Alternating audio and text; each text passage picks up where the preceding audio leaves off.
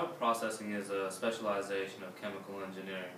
It deals with the design and development of processes made from biological material for the manufacturing of goods such as food, pharmaceuticals, chemicals, and other products. It incorporates biotechnology, which is the use of living organisms or their products to modify human health and the human environment. These processes used in industries for large-scale productions try to bring out the optimal quality and quantity in the item. Bioprocessing is an emerging and necessary technology in today's world. Examples of bioprocessing include medical treatment, which is using antibodies and injections like insulin to combat disease. Cell fermentation, which is using alcohol from cells to brew beer, bake bread, and etc.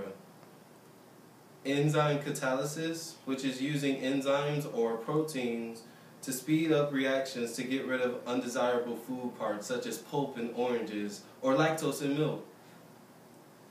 And it is also used in industry, which is using plants such as algae to produce energy. Bioprocessing can be broken down into two main parts, upstream and downstream processing. In upstream processing, biomolecules are grown by bacteria or mammal cells in bioreactors, which are large cylinders that house the reaction. They must be micromanaged to perform in exact conditions. Biologists must monitor things such as gas flow rates, temperature, pH, and circulation rate. The product is harvested and then sent to downstream processing, where it is captured, purified, and polished. When it's captured, they isolate the desired product. Purification involves ridding it of any inconsistencies, and polishing it readies it for the market.